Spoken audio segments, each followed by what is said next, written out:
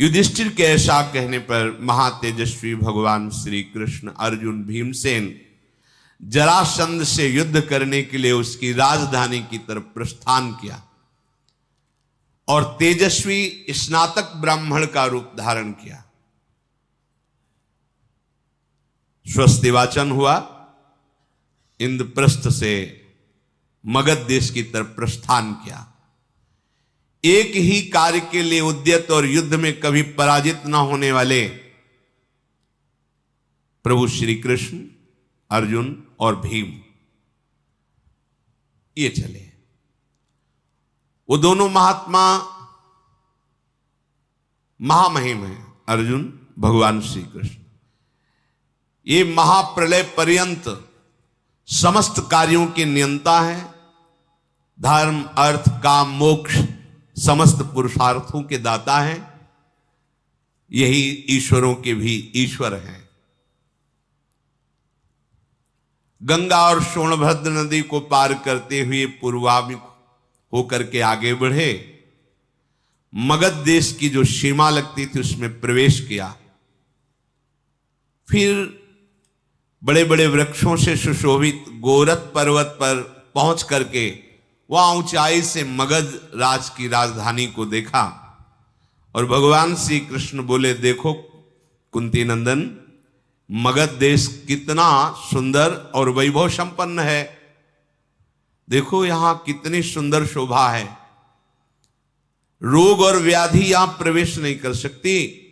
कोई भी महल ऐसा नहीं जो यहां रत्नों से ना बना हो। यहां अर्बुद नाम और शक्रवापी नाम के दो दिव्य नाग यहां राजधानी की रक्षा करते हैं जरासंध की। स्वस्तिक नाग और मणिनाग ये चारों तरफ घूमते रहते राजधानी के। यहां ऐसे नहीं कि सहज में कोई प्रवेश कर जाए। बड़ी सुरक्षित राजधानी है जरासंध की।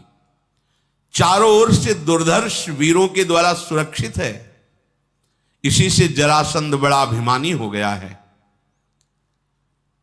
महातेजस्वी भगवान श्री कृष्ण, अर्जुन, भीमसेन मगध राजधानी में कैसे प्रवेश किया जाए विचार किया तो भगवान ने कहा, मुख्य द्वार से मित्र जाता है, शत्रु तो तोड़फोड़ मचा के जाता है, तभी अच्छा लगता है।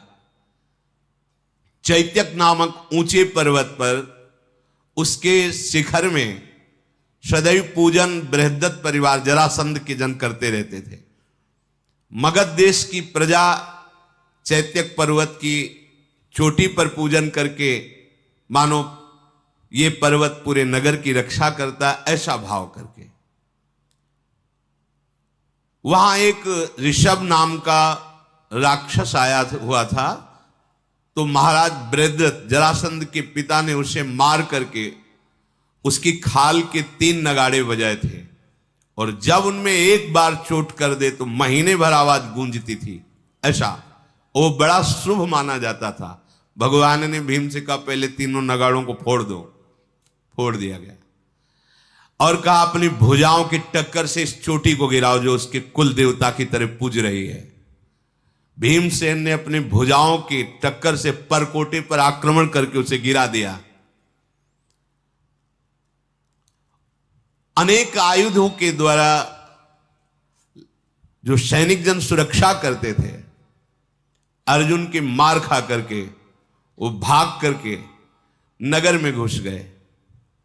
विशाल शिखर को ढा करके मानो मगध देश की प्रतिष्ठा पर चोट की गई हो और सुंदर सुंदर गंध पुष्प मालाएं धारण की भगवान ने। जब वहां प्रवेश किए तो फूल मालाओं के सुंदर बगीचे, तो सुंदर फूल माला धारण की, प्रसन्न मुद्रा में पर्वत से प्रवेश किया, मुख्य द्वार से नहीं।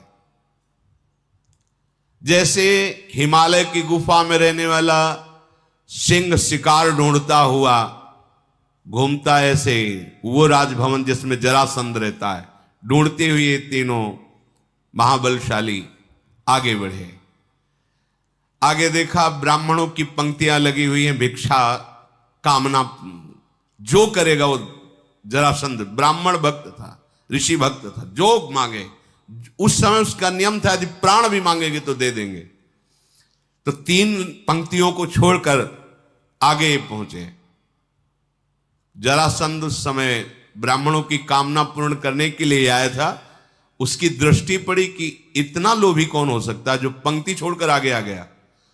फिर देखा विशाल भुजाएं और उनमें धनुष की प्रत्यंचा की रगड़। ऐसे ब्राह्मण तो हमने कभी नहीं देखे। जरासंध ने जब भीम को देखा, प्रभु श्री कृष्ण को देखा, अर्जुन को देखा, पर ब्राह्मण वेश में आए तो झुककर प्रणाम किया और उनका पूजन किया। आओ आओ, आपका स्वागत है। बड़े उतावले जान पड़ते हो, क्या चाहिए तुम्हें? जरासंध ने पूछा। भगवान ने अर्जुन भीमसेन से कहा, मौन, तुम मत बोलना। बोले 2 ब्राह्मण तो मौन हैं, बात हम ही को करनी है। तुम महाबुद्धिमान दिखाई देते हो, तुम ही बोलो क्या चाहिए। हम आधी रात को बताएंगे कि क्या चाहिए। यदि आप हमसे मिल सकते हो तो अभी सबको बांटो, और आधी रात के हम तुम्हें बताएंगे। अवश्य, ब्राह्मणों के लिए मेरे यहां कोई अदेय नहीं है। मैं अवश्य आधी रात में आपसे मिलूंगा। यज्ञशाला में ठहरिए जहां ऋषियों को ठहराया जाता है। ऐसा कह के राजभवन में सबको बांट करके चला गया। ठीक आधी रात के समय, वचन का बहुत पक्का था, जहां ब्राह्मण जन ठहरे हुए थे वहां गए। जरासंध आधी रात के समय जाकर के प्रणाम किया।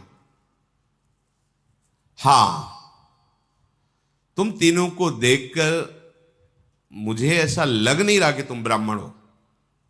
प्रणाम करने के बाद मुझे लग नहीं रहा कि तुम ब्राह्मण। अब कोई जरासंध बुद्धिमान रह जाएगा, ऐसा थोड़ी कि कोई मूड हो।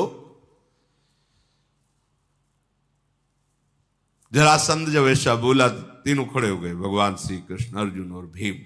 और कहा, महाराज महाराज, आपका कल्याण हो, कल्याण हो, जैसे ब्राह्मण लोग कहते हैं।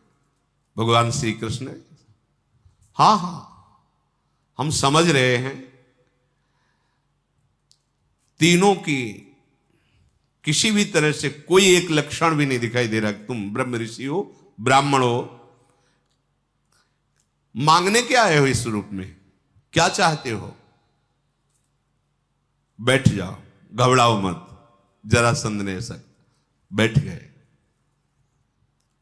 उसने कहा, पहली बात समझ लो, मेरे यहां जो मांगने आता उसके लिए अदेय नहीं है। मैं सत्य प्रतिज्ञ हूं, जो प्रतिज्ञा करता हूं वैसा ही पालन करता हूं। विपरीत आचरण आप में दिखाई दे रहे हैं। भेष कुछ और है, उद्देश्य कुछ और नजर आ रहा है। मेरे में विपरीत आचरण नहीं मिलेगा। बताओ, ये स्नातक वेश धारण करके हमारे पास क्या निमित्त बना के आए हो? क्यों? क्योंकि तुम्हारे में सुगंधित माला पहने हुए हो, ऐसे अच्छे वस्त्र पहने हुए हो जैसे ब्राह्मण नहीं पहनते। तुम्हारे चलने का ढंग ऐसा है कि जो राजाओं जैसा है। तुम्हारे बोलने का ढंग ऐसा है जिसमें अभिमान झलक रहा है, गर्व झलक रहा है। ये सब लक्षण ब्राह्मण के नहीं होते। तुम्हारी भुजाओं में चिन्ह दिखाई दे रहे धनुष की प्रत्यंचा के। मैं निश्चित कह सकता हूं कि आप लोग क्षत्रिय हैं, पर मेरे डर से ब्राह्मण बन के आए। तो बोलो क्या चाहिए? जरासंध ने ऐसा कहा। रंगीन कपड़े पहने, रंग बिरंगे माला पहने, चंदन लगाए, ऐसी शोभा आपको नहीं देती। चैत्र पर्वत के पूज्य शिखर को तोड़कर मेरा अपराध करके भय नहीं धारण कर रहे तुम। कौन हो तुम? प्रायः ब्राह्मणों में तो वाणी की पटुता होती है, लेकिन तुम्हारी भुजाओं की बलवृत्ति देख रहा हूं। मेरे यहां उपस्थित हुए हो, मेरी पूजा जो हमने ब्राह्मणों को दी, वो तुम्हारी पूजा की प्रयोजन बोलो। जरासंध के ऐसा बोलने पर प्रभु ने अर्जुन और भीम को कहा, तुम चुप रहना, कहीं बात बिगड़ न जाए। भगवान श्री कृष्ण ने कहा, हां हां, तुम जैसा बोल रहे हो बिल्कुल ठीक वैसा ही है। तुमको इससे क्या मतलब कि हम ब्राह्मण हैं कि क्षत्रिय हैं कि वैश्य हैं? अरे पुष्प धारण करना तो स्त्रीवानों का लक्षण है। हम लोग पुष्पमाला धारण की तो कोई दोस्त थोड़ी धारण की, उसके अधिकारी हैं। और देखो, तुमने जो पहचान की, पक्की पहचान की, हम क्षत्रिय हैं, हमारा बल भुजाओं में होता है। बृहदत्त नंदन, हम भिक्षा मांगने आए हैं, कोई रत्नों की नहीं, अन्न की नहीं, तुम्हारे प्राणों की। हमसे द्वंद्व युद्ध करो, तीनों में से किसी एक से। शत्रु के यहां जब जाया जाता है तो दरवाजे से नहीं जाया जाता, ये धर्म कहता है, इसलिए हमने तोड़ फोड़ करके तुम्हारे यहां प्रवेश किया।